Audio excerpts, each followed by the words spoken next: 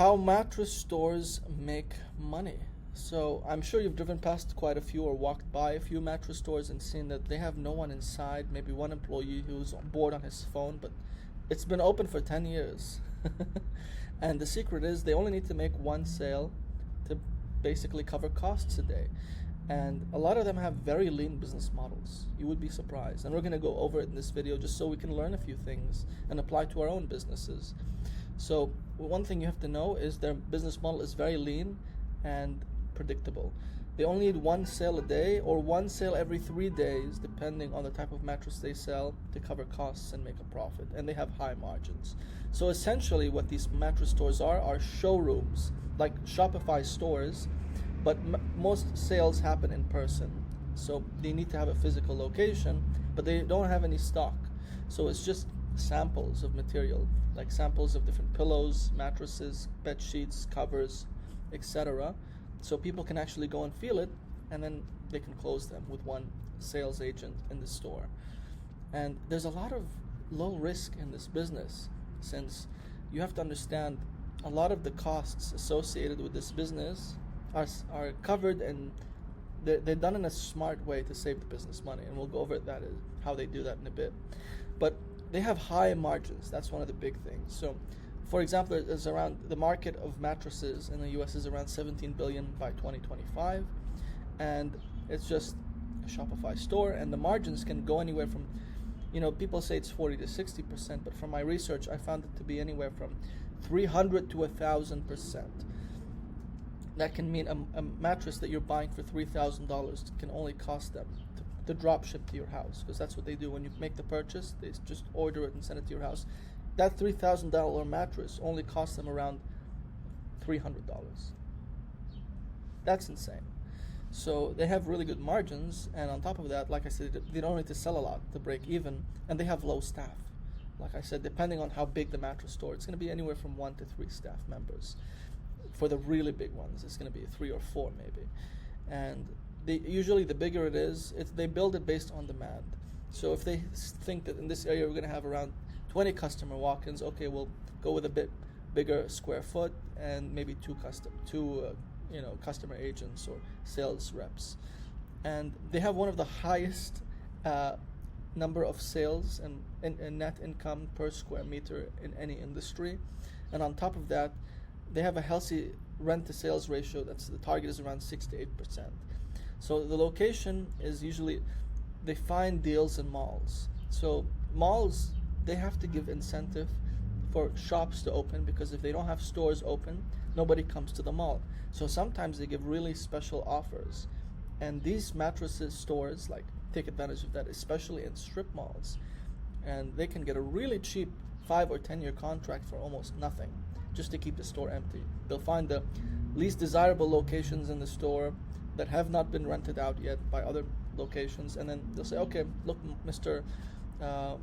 Strip mall owner, we're going to give you this deal. This store that's in the corner that no one wants, we'll take it for this price for this many years.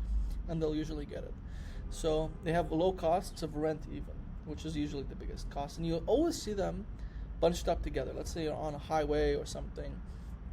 You might even notice 4, 5, 6 mattress stores right next to each other. And they're all competing against each other, but they do that on purpose. And you have to imagine kind of a school of fish coasting behind a giant stingray, using its water to kind of ease their speed, so they don't have to put as much energy, since it's breaking that water for them. And the reason, the way that analogy applies is, when someone wants to buy a mattress, okay, they really want to get that customer in that shopping mindset. So they want that customer to go into all the stores, see what they have, so they can find exactly what they're looking for, and that customer is more likely to close if he sees a variety of different mattress types, qualities, etc. Because each store will be targeting separate markets. So one may be selling cheap mattresses, one may be selling average, and the last one might be selling high-end mattresses. And you have to understand, it's around 45 million mattresses sold annually in the US. Yes, people only need to buy it every 7 to 10 years, but some people buy it even sooner because they have chronic back issues and they're willing to pay a lot of money for one mattress. So, I mean, even high-end mattresses. Why would people buy high-end mattresses? Even people who like to save money, who don't like to buy expensive things, because they spend 1/3 of their life on that mattress. They sleep for 7 hours on average every day, or 8 hours.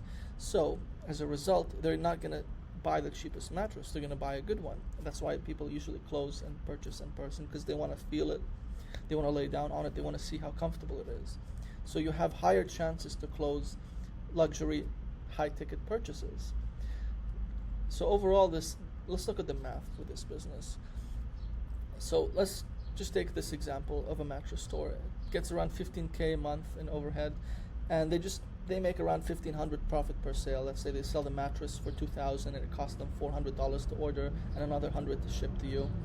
And then one sale every 3 days covers all their operating costs. So it's around 23 to 26% on average for most of these stores per year in terms of how much profit they make. And you have to understand, most businesses need around 2 years just to start breaking even. Look at this magic. So a 2-year store with around 300K in sales, that's around 150 net yearly. So like I said, it's a high ticket, low volume business model that has no warehouse or stock. It's just a showroom with just the samples in place, and it's so lean and simple, it works. So they don't need a crowd, they just need one sale every day or every 3 days, depending on the type of mattress and the margins and markups they have. So if you do have a mattress store and you're trying to get more local customers to even double your margins, well, the best tool people use locally to find businesses is Google Maps. So if you're interested in local SEO, which is the art of using Google search terms to make your business show up faster and first or higher than your competitors on Google Maps, you can book a free call with me at vortexranker.com, where we come up with customized local SEO strategies for each business around the world. And yeah, I hope you learned a few things about mattresses today. Have a good night. Take care.